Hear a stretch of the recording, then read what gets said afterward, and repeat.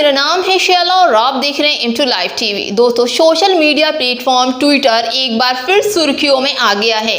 Twitter के पूर्व CEO Jack dorsi ने एक इंटरव्यू में भारत सरकार पर कई गंभीर आरोप लगा दिए हैं।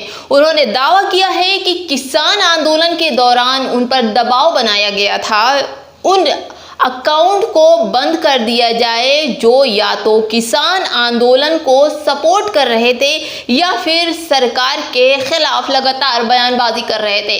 किसान आंदोलन को लेकर ब्लू टिक हटने तक ट्विटर बना मोदी की लड़ाई की असली कहानी आज हम यहाँ इस M2 लाइव टीवी पर जानेंगे। ट्विटर और भारत सरकार के बीच चल रहे विवाद में नया मोड़ आ गया है। दोस्तों, कुछ ऐसे आरोप लगा दिए हैं कि ये तकरार जो है फिर सभी के सामने आ गई है जो छिपाई जा रही थी। आपको बता दें कि 2 साल पहले शुरू हुआ सारा विवाद था। इस बयान के बाद से कांग्रेस तो मोदी सरकार पर एकदम से हमलावर हो गई है। इसे फ्रीडम की हत्या तक बता रही है कांग्रेस, लेकिन केंद्र सरकार का इस पर कोई असर नहीं पड़ रहा और उसका रुख जो है एकदम से अलग है। उनका साफ कहना है कि जैक डोर्सी के समय में ट्विटर कई नियमों को मान ही नहीं रहा था। ऐसे में उसके पास तानाशाही के अलावा और कुछ नहीं चल रही थी, इसलिए उससे और मेरी तनातनी चल रही थी। अब इस पूरे विवाद की एक नई परतें जो है वो खुल रही है, जिसकी शुरुआत साल 2021 में उस समय की गई जब देश में 3 कृषि कानून लाने की बात हुई थी और उस वजह से किसान आंदोलन सड़कों पर शुरू हो गया था। इसमें 700 से ज़्यादा किसान मारे गए थे। अब हुआ ये था कि जिस समय देश में कृषि कानून लाए गए थे उस दौरान फरवरी में ministry of electronic and information technology ने सोशल मीडिया कंपनी के लिए एक नई गाइडलाइन इशू की थी। उस गाइडलाइन में कहा गया था कि सोशल मीडिया प्लेटफॉर्म पर जो कुछ भी पब्लिश किया जाएगा उसकी सीधी जिम्मेदारी उस कंपनी की होगी जो उसको लेने के देने पड़ सकते हैं जहां से उस कंपनी का कंटेंट शेयर किया गया हो। ये भी कहा गया था कि 3 महीने के अंदर सभी कंपनियों को इस गाइडलाइन को मानना पड़ेगा। अब सभी कंपनियां इसके लिए राज़ी हो गई, लेकिन भैया ट्विटर जो था वो राज़ी हुआ ही नहीं, वह तैयार हुआ ही नहीं। उसका साफ कहना था कि इस नियम के अभिव्यक्ति की आज़ादी पर पूर्ण विराम लग सकता है, असर पड़ सकता है। ट्विटर ने साफ मना कर दिया। एक और खबर थी कि बीजेपी नेता संबित पात्रा के एक ट्विटर को ट्विटर ने मैनिपुलेट मीडिया वाली कैटेगरी में डाल दिया था।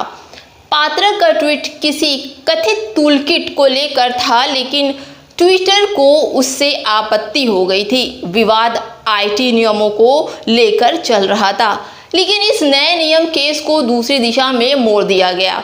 दिल्ली पुलिस ने 24 मई को सीधे भारत के ट्विटर हेडक्वार्टर पहुंच गई और उससे पूछताछ भी होने लगी। ट्विटर से उससे पूछताछ भी हुई। पूछा गया कि संबित पात्रा के ट्विटर को उस कैटेगरी में क्यों रखा गया, क्यों डाल दिया गया। कोई स्पष्ट जवाब ट्विटर ने नहीं दिया और उसको वहीं के वहीं रख दिया और कहा कि ये जो लेवल था वो हटेगा नहीं। इसके बाद ट्विटर विवाद नया मोड़ 26 मई को आया जब केंद्र सरकार ने नई IT नियमों के ऐलान कर दिए। ट्विटर ने क्योंकि इसे मानने से ही मना कर दिया था, ऐसे में मामला दिल्ली कोर्ट तक पहुंच गया। इनमें 2 टूक सोशल मीडिया प्लेटफॉर्म को नियम मानने की बात कह दी गई। अब तो ट्विटर ने यह कहकर विवाद ठंडा कर दिया था कि नियमों के हिसाब से ही प्रक्रिया को पूरा किया जाएगा, लेकिन सरकार जो थी वो अपनी ट्विटर की नीयत के ऊपर उसको शक रहा कि ये अपनी बात को नहीं मानेगा और बाद में आरोप भी लगा कि ट्विटर ने किसी भी नियम को नहीं माना। ये तो बात साफ हो गई। तब सरकार ने कंपनी के खिलाफ एक्शन लेने की बात भी कर दी थी। अकाउंट को बंद कर दिया गया।